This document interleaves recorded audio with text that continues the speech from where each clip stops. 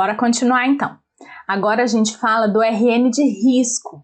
A gente não falou que existem RNs aí que vão precisar de ajuda para respirar, que outros RNs vão precisar aí de intubação, outros RNs vão precisar de manobras, né, mais invasivas, de manobras mais complexas, pronto, para conseguir estabelecer aí uma frequência cardíaca bacana. Concorda comigo? Foi o que a gente acabou de falar. A gente terminou o bloco falando disso. Ora, então existe um risco. A gente vai conhecer quem são esses RNs que vão ter um risco a mais. É importante que a equipe saiba reconhecer o risco. Por quê? Para se preparar. Para já olhar e falar assim, como diria, né?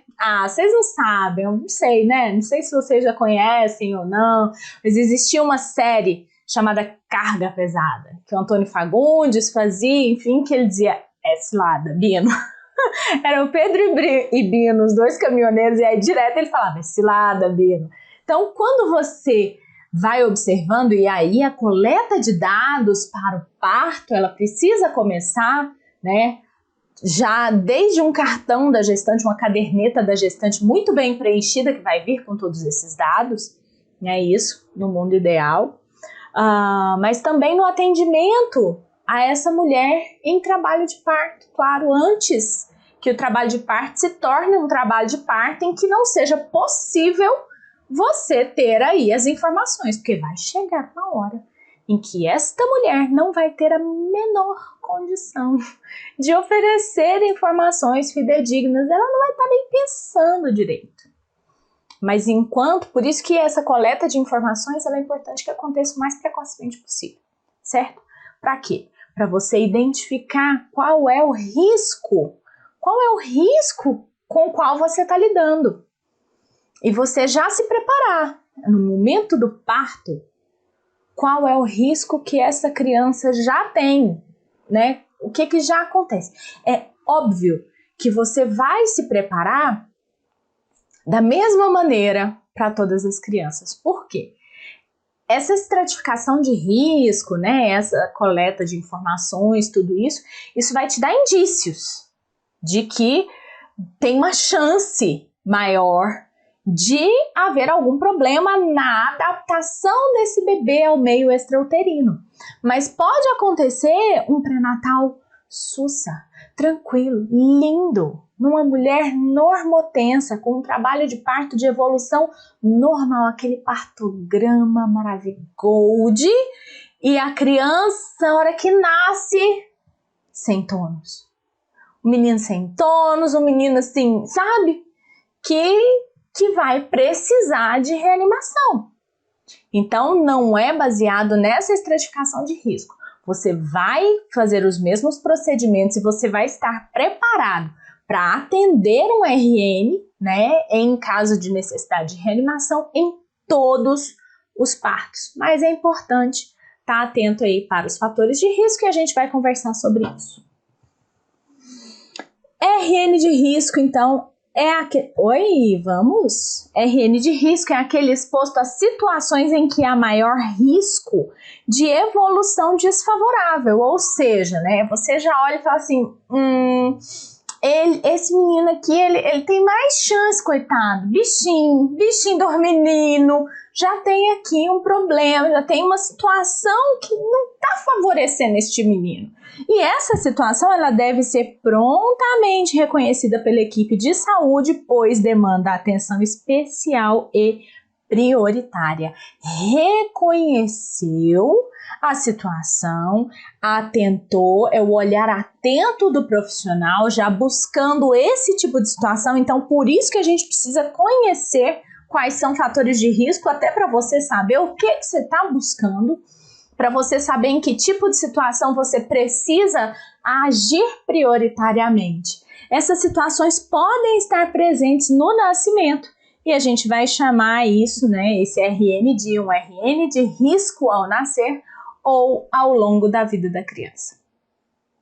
O RN de alto risco merece ainda maior destaque, porque além da necessidade de cuidados pela equipe da atenção básica de saúde, com muita frequência ele vai demandar o quê? Atendimento especializado.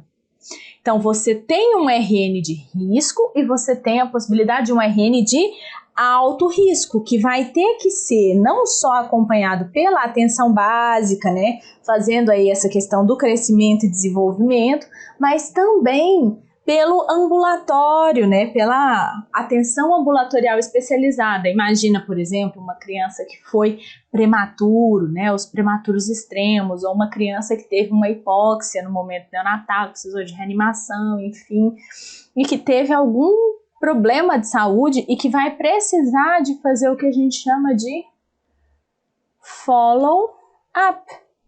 Vai precisar ficar fazendo esse acompanhamento no ambulatório especializado. Tá certo? Essas crianças devem ser seguidas preferencialmente nos ambulatórios. Agora, gente, vem comigo. A atenção primária, ela é a porta de entrada principal e ela é a ordenadora do cuidado. Esta criança ela vai ser acompanhada pelo ambulatório, sim, mas ela está no território.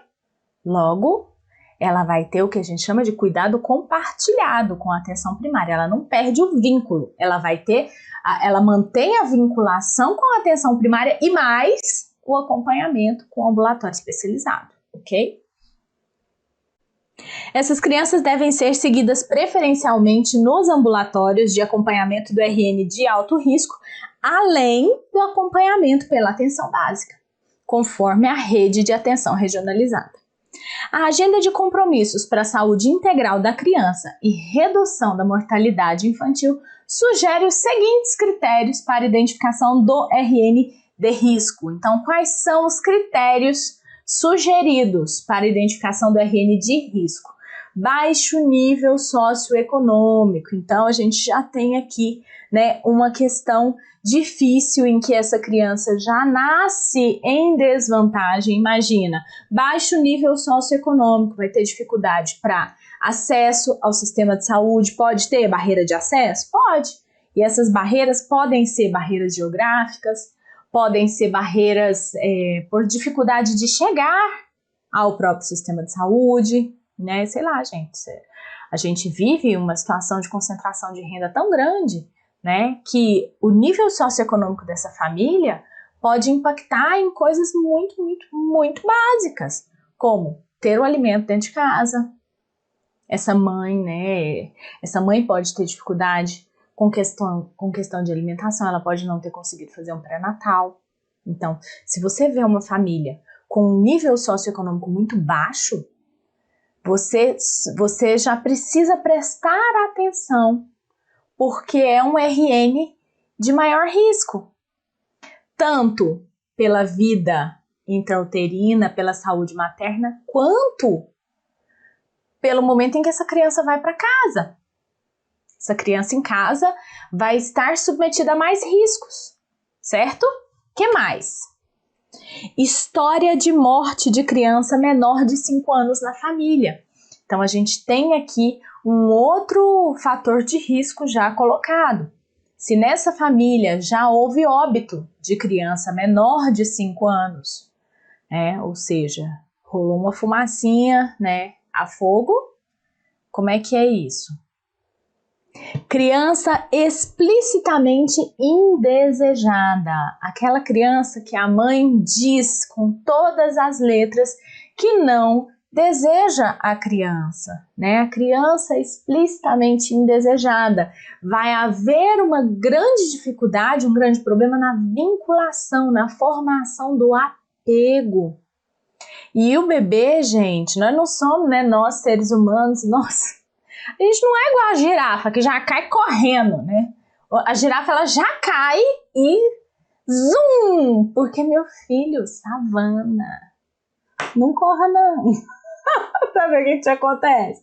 Não, o ser humano essa formação do apego, né, do vínculo, ela é extremamente necessária, não só para que haja, né, os cuidados básicos, mas o suprimento das necessidades emocionais, para que não haja situações de negligência, né? Então, existe um risco grande atrelado a essa criança. Então, o RN de risco, né, ele está aqui associado a essa situação da criança explicitamente indesejada. Por quê? Porque às vezes a mãe tomou um susto e falou assim, parece que eu não estava muito querendo, né, menina agora, mas ela não chega a verbalizar. Agora, quando a mãe rompe essa barreira social, né? Por quê, gente?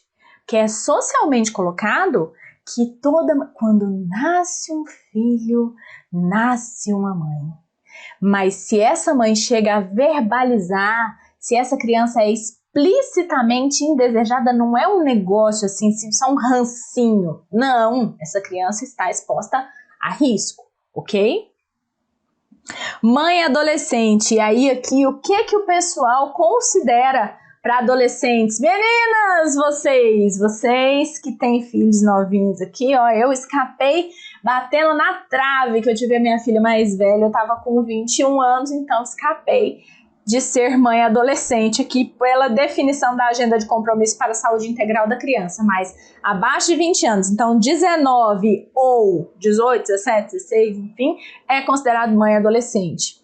E o RN pré-termo, né, que é aquele menor que 37 semanas, não é um coraçãozinho e 7 semanas, quer dizer aqui menor que 37, tá bom?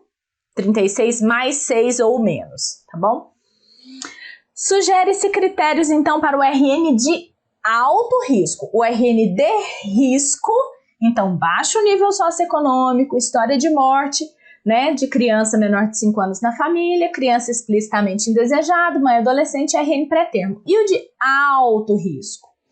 RN com asfixia grave ao nascer, né, e aí você tem um Apgar menor que 7 no 5º minuto, nós vamos estudar índice de Apgar. RN pré-termo com peso ao nascer menor que 2.000 gramas. Gente, nós temos aqui uma classificação que é assim, ó.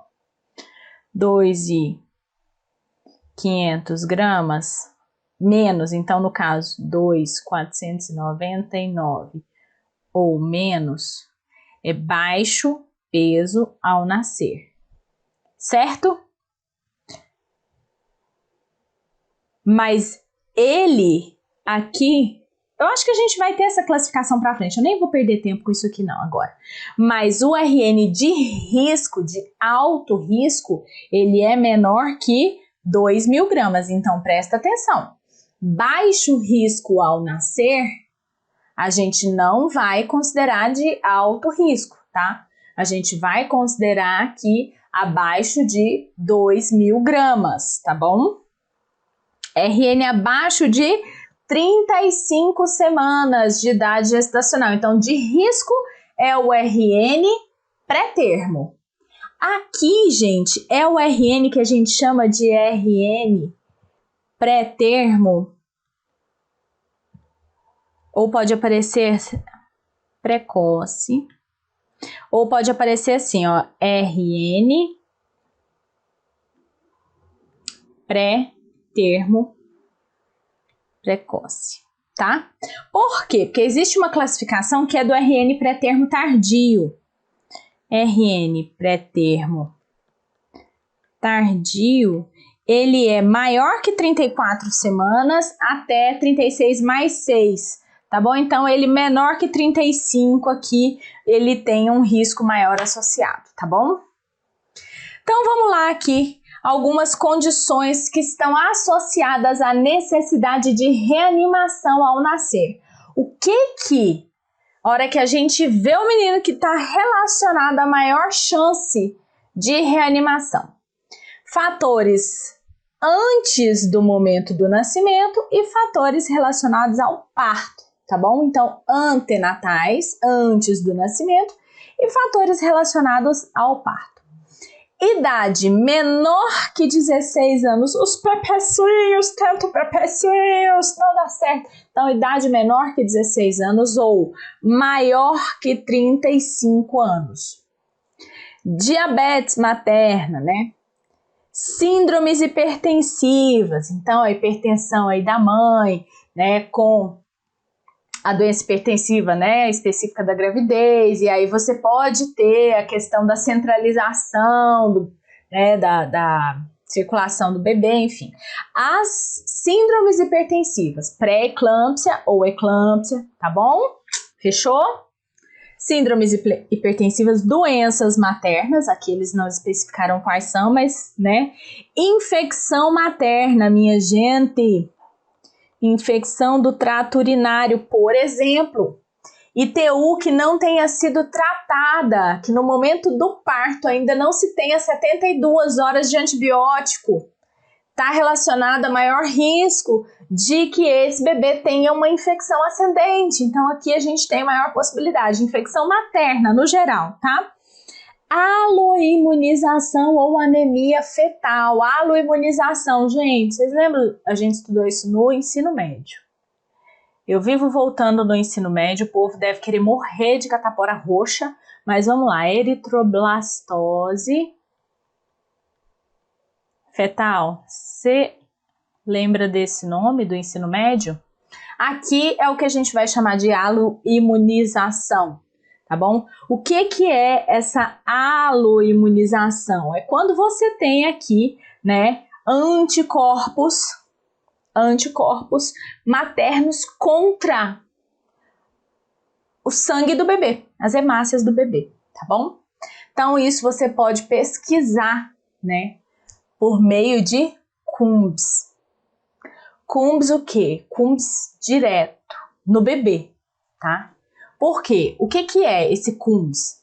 É um anticorpo, né? Um anticorpo que vai ficar ali. Quando você fala direto é porque ele tá grudado diretamente na hemácia de quem? Atacando. Ai, Jesus! Quando você tem esse anticorpo direto na hemácia, é o CD, CUMBS direto. Ele está na hemácia de quem? Do bebê, atacando o bebê. O CUMBS indireto, você vai pesquisar em quem? Na mãe. Ele não está diretamente ligado no bebê, mas você faz lá na mãe e você vê, ó, produziu, malvada, produziu o CUMBS aqui, ó. Então, você consegue ver. Já fica com essa aí de brinde, né, do CUMBS direto e do indireto. Uso de medicações, uso de drogas, né, drogas ilícitas, óbito fetal ou neonatal anterior, ausência de cuidado pré-natal. Então, não rolou pré-natal, não se sabe, não se tem nenhum tipo de informação, pode ter risco maior aí de necessidade de reanimação. Idade gestacional maior, né? Idade gestacional aqui menor que 39 ou maior que 41 semanas, né? Então, gestação menor que 39, eles não estão colocando aqui como pré-termo, mas menos que 39 semanas ou maior que 41 semanas, daí já jogando um pouquinho ali para o pós-termo. Então, eles não estão dizendo necessariamente pré-termo, mas idade gestacional menor que 39 tem maior risco de necessidade de reanimação. Gestação múltipla, rotura prematura de membrana, polidrâmio ou oligoâmnio, né, quantidade de líquido amniótico, diminuição da atividade fetal, ou seja, aquele feto que vai ficando hipoativo, né, sangramento no segundo ou terceiro trimestre, discrepância de idade gestacional e peso. Então, o bebezinho que é pequeno para a idade gestacional, pigzinho, ou o bebê que é grande para a idade gestacional, o GIG, ok? Hidropsia fetal. Hidropsia fetal é quando o bebê é todo anasarcado, né? Ele é damaciado. Ou alguma outra malformação. Isso já se percebe antes do parto. Então aqui os fatores de risco, né, relacionados ao parto, o momento do parto, que podem gerar aí a necessidade de uma reanimação. Parto cesáreo, uso de fórceps ou extração a vácuo, Apresentação não cefálica, né? Então, a criança que tem uma apresentação pélvica, córmica, né? Trabalho de parto prematuro, quer dizer, a criança não estava preparada para vir para esse mundo de meu Deus, mas acabou, coitada, que precisou, que veio, né? Fazer o quê? Trabalho taquitóxico. O que é um trabalho de parto taquitóxico? É quando você tem um trabalho de parto com mais atividades, sabe assim, com mais contrações, ele tem um trabalho de parto, ele é exacerbado, tá bom? Então, é uma coisa aí possível. Corioamnionites, então, inflamação ou infecção das membranas amnióticas, rotura de membranas amnióticas aí maior que 18 semanas, trabalho de parto aí prolongado, maior que 24 horas, gente, acha uma madeira e bate, né? Pode bater na madeira, porque mais de 24 horas de trabalho de parto, meus amigos, não é de Deus. Segundo estágio do trabalho de parto, maior que 2 horas, também não é de Deus. Padrão anormal de frequência cardíaca fetal. Então, um bebê com taquicardia ou com bradicardia, anestesia geral, hipertonia uterina, líquido amniótico meconial, prolapso de cordão ou rotura do cordão, que o prolapso pode fazer uma dobra, né, no cordão, e aí você tem a interrupção dessa circulação adequada do cordão umbilical para o bebê. Ou seja, imagina se o bebê está... Imagina, gente, a pessoa está respirando por Pronto, tem um bom exemplo para você. Imagina aqueles mergulhadores de escafandro, aqueles assim, que iam respirando, né, oxigênio ali por uma mangueirinha de oxigênio, escafandro, aí alguém vai lá e dobra a mangueirinha. Ele vai ficar ali, certo? Ele não tem meio, ele tá no meio líquido, ele não tem como respirar, mas ele não tem conexão, mas sem oxigênio, né, o nosso cérebro e o nosso coração não tem como manter o mesmo funcionamento, então é mais ou menos isso que acontece com o RN. Essa asfixia do RN é como se fosse o mergulhador no escafandro e alguém vai lá e dá um problema. Imagina que essa mangueirinha, ela é conectada, deixa eu fazer aqui, pronto, nunca sei fazer essas coisas. Essa mangueirinha, ela é como se fosse a placenta, né? Imagina. Realiza, tá? Imagina, não é assim. Mas imagina como se fosse uma membrana e dessa membrana viesse o oxigênio que esse mergulhador precisa. Rolou um descolamento e se forma uma bolha, um coágulo, no caso do bebê. Descolamento de placenta forma um coágulo, então você não tem a passagem de gases. O bebê tá lá dentro, fechado, numa caixinha, sem respirar, meus amigos. Por que da síndrome da aspiração do mecônio? O bebê entra em sofrimento, não tá rolando a circulação pelo cordão umbilical. Essa hipóxia faz alterações na circulação fetal e o bebê começa a tentar ter movimentos respiratórios. Nisso de tentar ter movimento respiratório, ele aspira o mecônio. Oh meu Deus, complica demais, certo? Hipertonia uterina, líquido amniótico, meconial, prolapso de cordão. Então, prolapso ou rotura de cordão. Então, dobrou a mangueirinha do escafandro ou rompeu ou deu um nó. Alguém muito gente fina foi lá e deu um nó. Imagina que maravilha!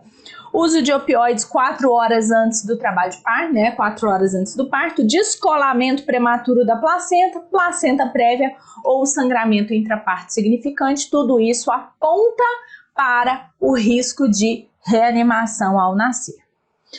Antes do nascimento, então, o que fazer? Deve ser preparado todo o material necessário à manutenção da temperatura. Gente, por que manutenção da temperatura vem primeiro? Porque é a primeira coisa. Eu vou te fazer entender isso aqui de uma vez por todas. Você de manhã, quentinho, na sua caminha, aquela sua caminha gostosa, aconchegante, edredom de plumas de ganso. Vem uma pessoa, te tira da tua cama, te bota no frio, aquele frio daquele, liga um chuveiro de água fria e faz assim, chop com você lá. Qual é o seu primeiro movimento? O que você faz? Você faz... Você respira bem, neném? Você consegue respirar bem direitinho? Não, você não ventila de maneira adequada. Quando a gente não está conseguindo manter direito a nossa temperatura corporal, a gente não consegue manter um padrão ventilatório normal. Eu consigo, sim, você, adulto, que já fez isso a sua vida inteira, que tem uma maturidade neurológica, uma maturidade de metabolismo, mas o bebezinho rosa, não, ele não. Ele acabou de estrear.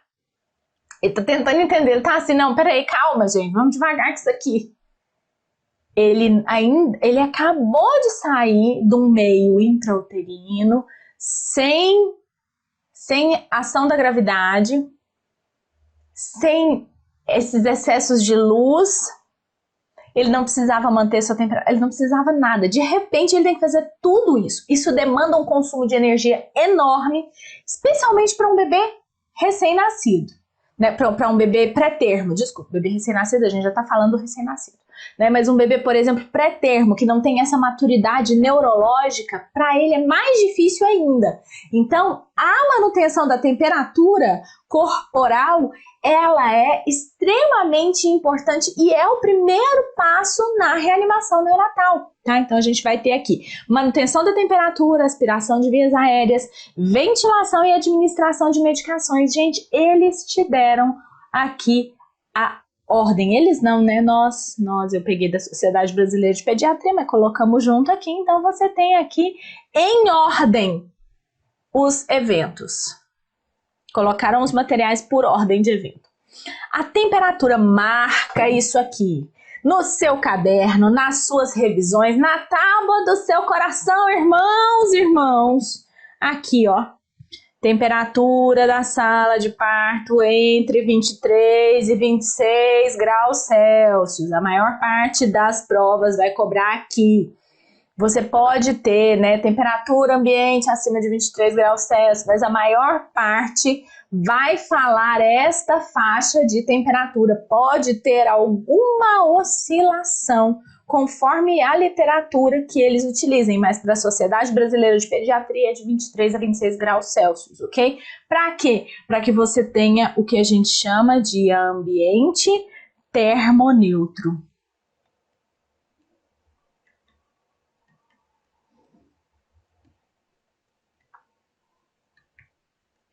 Que raio é isso, ambiente termoneutro? É um momento, é um ambiente em que o bebê vai ter que gastar menos energia para manter a sua temperatura corporal. Ou seja, ele não vai nem precisar se esquentar, tremer de frio, para conseguir se manter aquecido, porque você tem entre 23 e 26 graus Celsius, e nem vai ser um ambiente super aquecido. Tá bom? Então, e a equipe vai dar conta de trabalhar nesse lugar, né? Vamos combinar. Se for mais quente que isso, a equipe vai fazer o quê? Largar o menino, largar a mãe e procurar um lugar fresco para viver, porque não vai dar para viver. Então, entre 23 e 26 graus Celsius é um bom meio termo aí que vai atender todo mundo. Então, já guarda isso aqui, porque onde tem número, como diz a nossa queridíssima Fernanda Barbosa, onde tem número tem questão. Para recepção do RN, quais são as precauções? Precaução padrão, que quer dizer lavagem das mãos, uso de luvas, avental impermeável. Por quê, gente? Pelo risco de respingo. e contato com secreção, né?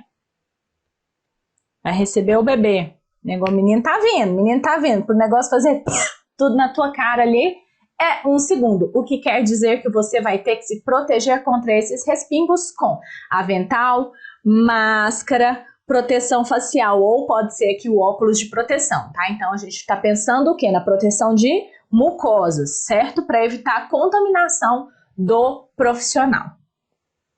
Aqui já temos uma novidadezinha, né, da Sociedade Brasileira de Pediatria de 2021. No caso de assistência ao RN na sala de parto, na mãe com coronavírus, Covid-19, suspeita ou confirmada, vai existir um documento da SBP falando sobre equipamentos de proteção individual. Então, vai ter aqui um documento, né, específico para isso. A gente vai trazer para vocês as recomendações. Não vou trabalhar aqui agora, mas isso vai ser trabalhado, certo? Estudos com RN acima de 34 semanas, né? Idade gestacional maior ou igual a 34 semanas. Você tem, gente, da SBP, 2 manuais. Um para RN maior. Então não vai, tentação. Maior ou igual a 34 semanas. E você tem um para o RN menor que 34 semanas. O grau de prematuridade aqui vai interferir no cuidado. No RN menor que 34 semanas, o tempo para clampeamento do cordão umbilical é muito menor, né? Você não vai ficar lá 1 minuto. A gente vai ver sobre vitalidade do recém-nascido, você não vai ficar lá, um menino menor que 34 semanas, você esperando. Ad eterno, certo? O tempo é menor para clampear o cordão, ok? Basta 30 segundos.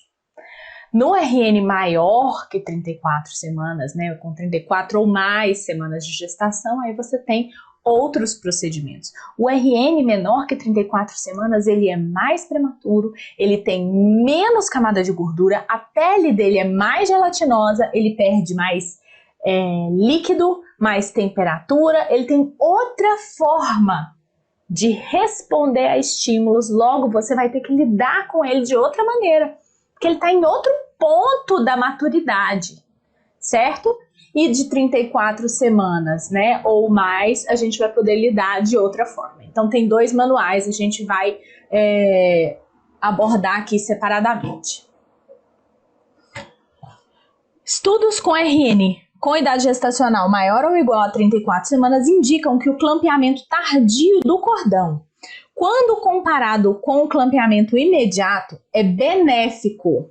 Gente, a gente já tinha falado sobre isso desde que eu comecei a fazer a disciplina de neonatologia.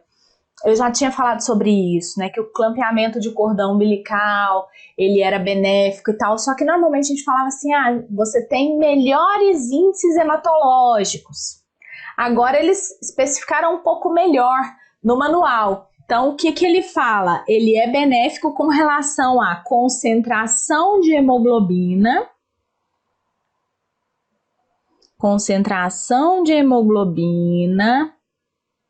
nas primeiras 24 horas. Então, isso aqui eu prestaria atenção, tá? Isso tá até no manual em azul, chamando a atenção. Olha, novidade. Após o nascimento. E a concentração de ferritina nos 3 a 6 primeiros meses, tá? Pensa comigo. Cordão umbilical, laqueamento tardio. Pulsação, esse cordão vai continuar tendo sangue indo para o bebê ainda por mais algum, né, 1 minutinho ali. Ainda vai ter uma passagenzinha de sangue da mãe, tá? Se você clampeia ele imediatamente, você interrompe isso. Se você mantém isso, você ainda tem alguma passagem. Isso vai melhorar aí a concentração de hemoglobina, ok? Vai melhorar a concentração de ferritina. Só que esse bebê, ele tem uma possibilidade, que é você ter uma concentração maior de células sanguíneas. Quando a gente fala em hematócrito, é uma coisa, por exemplo, que a gente vigia na dengue, né? O hematócrito, o que é o hematócrito? Então, Opa, deixa eu pôr na caneta, né? Hematócrito, você tem o tubinho, né? Aqui, 100 ml. Se você tem 100 ml de quê? De sangue, certo? O que é o hematócrito? Desses 100 ml de sangue, qual que é a porcentagem? Quanto você vai ter de componente sanguíneo? Então, se você tem um bebê com hematócrito de 45%, quer dizer que desses 100 ml, 45 são o quê? Células sanguíneas, certo? Ora, você vai ter aí uma concentração maior. Esse sangue, você já viu falar assim? Ai, nossa, sangue tá grosso. Isso quer dizer o quê? Em termos técnicos, hemoconcentrado. Da quantidade de sangue que tem, uma parte maior é de elementos sólidos, é de células. Então, você tem essa situação aqui nesse bebê, né, de passagem maior desse sangue e tudo, você tem uma possibilidade maior que esse bebê tenha um quadro de policitemia, ou seja, de maior contagem de número de células. Hemácias, né, glóbulos brancos, enfim.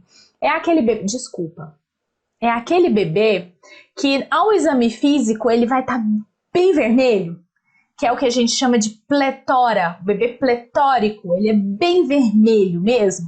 E que, não sei se você já viu alguém falar isso, é da minha experiência, na minha família se falava isso, e depois com a minha experiência em termos de em época de maternidade, eu ouvi isso várias vezes, o pessoal falava assim, esse menino tá vermelho demais, esse menino vai ter que ter isso, esse menino vai ficar amarelo. Por quê? Porque você tem um aumento dessas células sanguíneas e quando essas células sanguíneas morrem, você tem aí a liberação da bilirrubina. E aí uma possibilidade maior dessa bilirrubina não conjugada depositar na pele, etc e tal. Então a policitemia é uma das questões que a gente precisa prestar atenção, tá? Então você tem aí, ó, uma possibilidade de elevar a frequência de policitemia, o que implica na necessidade de cuidados quanto ao acompanhamento, né, o aparecimento e acompanhamento de icterícia nos primeiros dias de vida, tá? Essa icterícia aqui, como resultado, né, do processamento dessas células. Quando você tem esse aumento, esse excesso de células, né, e o sangue tá grosso, enfim, e o corpo fala assim, galera, não dá para ficar todo mundo aqui, nós vamos ter que fazer o que eu sinto muito, mas nós vamos ter que eliminar parte de vocês, tarambaço, tuturu, né? E aí o que acontece? Você tem uma hemólise, você tem ali naquele momento a quebra de algumas hemácias, a molécula M dessas hemácias vai voltar, né, para alguns processos, a parte proteica vai para outros processos e você tem aí essa liberação então dessa bilirrubina com a possibilidade de icterícia neonatal, tá bom? Então é uma questão para se observar. Como saber se este bebê tem boa vitalidade ao nascer ou não? Quer dizer, separei todo esse material, tá tudo preparado. Como eu vou saber se eu vou ter que usar ou não? Me preparei, tá tudo certo, tá tudo ok. E como que eu vou saber se eu preciso ou não usar? Como que eu vou saber se esse bebê tá bem ou não? Nasceu o menino e agora? Como que a gente faz? Você responde a 3 perguntas.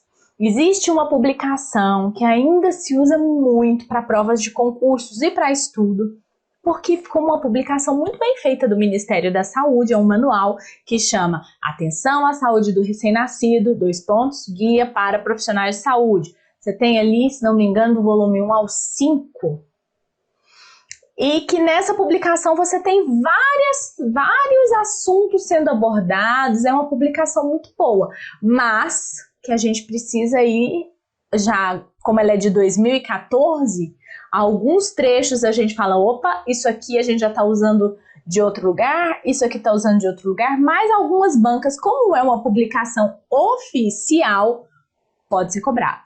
Então é importante que você saiba a diferença entre uma publicação e outra, e aí eu vou trazer isso aqui para vocês agora. A Sociedade Brasileira de Pediatria coloca o quê? 3 perguntas, tá bom? Então você aí na sua casa vai respondendo sim para mim, por favor, me ajuda nessa. Gestação a termo. Sim, então este bebê, né, tem de entre 36 mais 6 até, não, ele tem de 37, né? 37 até 41 mais 6 semanas, ok? Tá respirando ou chorando. E aí aqui, gente, é importante a gente falar aqui, aquela respiração irregular, tipo suspiro, gasping, não vale, tá? Aqui ele tem que estar respirando ou chorando. Sim, respondeu sim, maravilha. Tem bom tônus muscular. O que é um bom tônus muscular para o bebê? É um tônus em flexão. Gente, o menino dentro do útero, ele é o quê? Emboladinho. Ele fica aqui todo juntinho. Quando nasce, ele não é largadão. Ele tem um tônus flexor. Você pega o bebê, ele é durinho. Você faz assim, ele tem tônus. Você pega nele, você percebe que ele tem tônus. Nasce um menino, blaf, largado. Os braços, você fez Jesus, Maria e José. O que está acontecendo com esse menino? Certo? Então, tônus bom é um tônus em flexão. Respondeu sim para as 3 perguntas, segundo a Sociedade Brasileira de Pediatria. Segundo a Sociedade Brasileira de Pediatria, ele não precisa de manobras de reanimação, ok? Mas, né, aqui, independente do aspecto do líquido amniótico, em 2014, certo? No manual de 2014 do Ministério da Saúde, eles ainda tinham na época uma pergunta que era ausência de líquido amniótico meconial.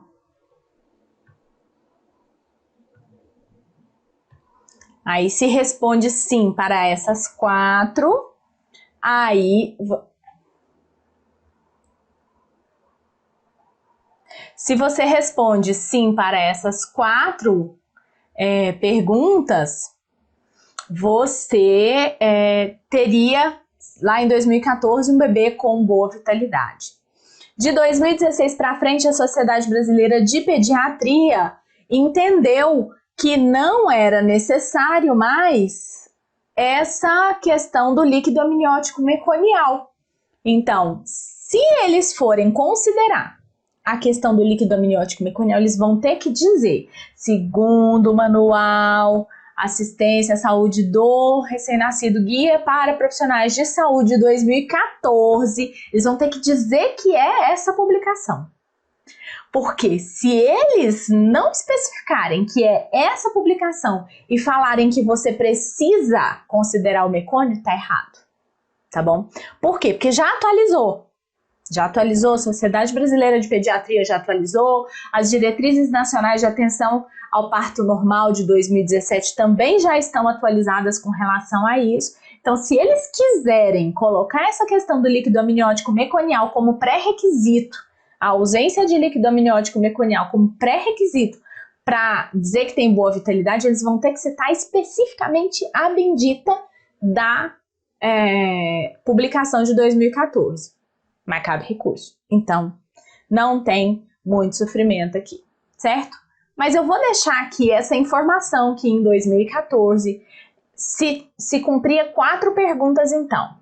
Gestação a termo, respirando ou chorando, bom tônus muscular e ausência de líquido amniótico meconial. Se você respondesse sim para essas 4 perguntas, o bebê tinha boa vitalidade não precisava de manobras de reanimação. Hoje se tirou essa quarta pergunta, e se o bebê é de termo, tá respirando ou chorando e tem bom tônus muscular, independentemente do aspecto do líquido amniótico meconial, ele tem boa vitalidade e não precisa de manobras de reanimação. Agora, ele tem que estar respirando ou chorando, tem que ser de termo e tem que ter bom tônus.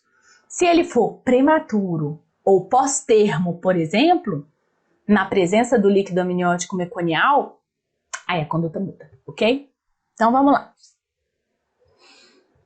No RN de termo, com boa vitalidade ao nascer, então de termo, com boa vitalidade ao nascer, é fundamental proporcionar o contato pele a pele com a mãe. Revisão sistemática de 38 ensaios clínicos com 3.472 mulheres e recém-nascidos de 32 países concluiu que o contato pele a pele ao nascimento promove o aleitamento materno. Isso a gente já sabe, mas a Sociedade Brasileira de Pediatria pegou aí esse estudo para reforçar isso, ok? Adicionalmente, a OMS recomenda que a amamentação seja iniciada na primeira hora de vida, pois se associa maior duração da amamentação, melhor interação mãe-bebê e menor risco de hemorragia materna. Por que menor risco de hemorragia materna? Pela produção de um negocinho chamado ocitocina. Ocitocina, que é o que faz a contração uterina. Logo, você diminui o risco de hemorragia. As mães reclamam, que sentem dor, etc e tal, mas a ocitocina ela faz a ejeção do leite, ela faz vínculo, é um hormônio de quando a gente está apaixonado, e contração do útero.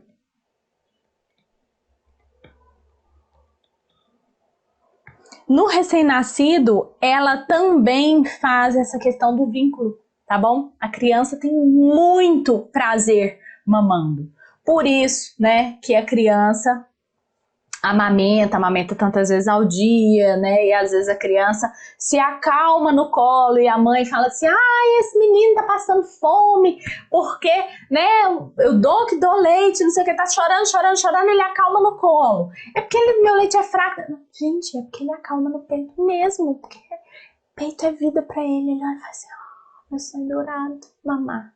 Ele tem muito prazer, diminui dor, né? Tem todo um esquema aí de neurotransmissores. Quanto à ordenha do cordão umbilical, no RN maior que 34 semanas, existe um pequeno número de pacientes que foram estudados que indicam haver melhora da hemoglobina e do hematócrito após o nascimento comparado ao clampeamento imediato. Mas não se sabe se essa ordenha facilita a transição cardiovascular pós-natal e a segurança não foi avaliada. E também não se sabe que tanto de cordão que se ordenha, porque o que que faz? Que história é essa de ordenha? Nasce o menino, o pessoal pega e olha assim o cordão e faz assim, ó, pra dentro do menino. Quanto? Que tamanho de cordão que você vai ordenhar? Não dá para saber. Então, como não se tem dados a respeito da segurança, da eficácia, a Sociedade Brasileira de Pediatria não recomenda a ordenha do cordão, ok? A determinação da necessidade de reanimação e a sua avaliação, a avaliação da sua eficácia dependem da avaliação simultânea de dois sinais. Então, aqui, gente, o que a gente vai levar em consideração para saber se vai precisar de reanimar e se vai precisar de subir algum degrau na reanimação, se tá dando certo, se não tá dando certo? São dois sinais que a gente vai considerar, que são a respiração e a frequência cardíaca. O bebê, ele precisa ter uma respiração que seja regular o suficiente para manter uma frequência cardíaca acima de 100 batimentos por minuto. Isso aqui é o mínimo, certo? Frequência cardíaca acima de 100 é o mínimo aceitável, tá bom?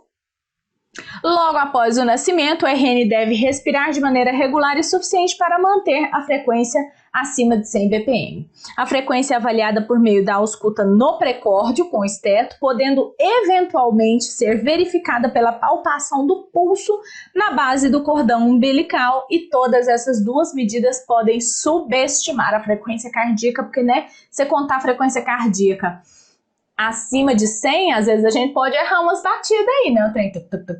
Às vezes você pode não conseguir ouvir certinho. Mais seguro é o quê? Monitorizar. Dá tempo? Às vezes não. Enfim.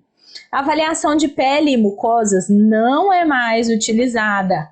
Por quê? Porque ela é subjetiva e não tem relação com a saturação de oxigênio. O bebê pode estar simplesmente gelado ou ele pode ter uma máscara equimótica. Então, se olha a cara do menino, tá toda roxa, mas a mucosa tá rosinha. Isso é máscara equimótica, não é cianose. A primeira vez que eu vi um menino com máscara equimótica, eu fiz assim, Jesus amado, o que eu faço com esse menino? Chama o pediatra! Mas o bebê, ele não tava cianótico. Você olhava, o resto, ele era rosa, mucosa, rosada, normocorada, mas o que acontecia? Ele tinha tido circular de cordão e houve extravasamento de sangue dos vasos, então o rostinho dele ficou assim, mais roxinho. Enfim, a avaliação de pele e mucosas não vale. Em RNs que não precisam de reanimação ao nascer, a saturação de oxigênio com 1 minuto de vida começa ali em torno de 60% a 65%.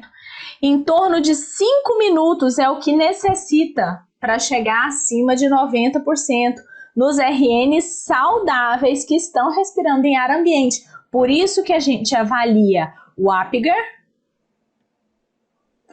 ou seja, né, o que o Apgar vai avaliar? A adaptação do RN ao meio extrauterino. Por isso que a gente avalia ele no primeiro e depois no 5º minuto, porque são marcos, tá bom? O boletim de Apgar, por outro lado, apesar de eu estar falando que a gente avalia o Apgar no primeiro e no 5º minuto, o boletim de Apgar, ele não é, repita comigo, o boletim de Apgar não é utilizado para determinar manobras de reanimação e nem para avaliar a eficácia das manobras de reanimação, tá? Assim, às vezes ele pode ir vendo o quê? Acompanhando a adaptação dessa criança, vendo. Não é ele que vai determinar a troca das manobras. O boletim de Apgar, ele vai mostrar o quê? O resultado, como é que essa criança está se comportando, mas o que você vai utilizar para determinar se vai ser instituído manobra ou se vai subir um degrau aí nas manobras ou não, é respiração e frequência cardíaca, ok? O boletim de Apgar não deve ser utilizado para determinar o início da reanimação nem as manobras a serem instituídas, porque quem vai fazer isso é respiração mais frequência cardíaca. Esse mais meu ficou horrível, ficou parecendo uma cruz. E frequência cardíaca. Mas ele serve o quê? Para avaliar a eficácia, para ver como é que essas manobras estão indo e como que essa criança está se adaptando ao meio extrauterino. Então ele vai sendo aplicado longitudinalmente, ao longo de até 20 minutos. É um longitudinal que não é muito longitudinal, né? Mas quando a gente tá falando de um bebê que acabou de nascer, deixa eu tirar aqui porque fica parecendo um 201, então 20 minutos no máximo. Ok? Isso se o score for inferior a 7 no 5º minuto. Por quê? Porque se no 5º minuto ele tiver pontuação de 7 ou mais, isso significa que ele conseguiu. Tcharam! Toca a música. Né? Carruagem de fogo. Toca a musiquinha, por quê? Porque o bebê conseguiu, então, se adaptar ao meio extrauterino.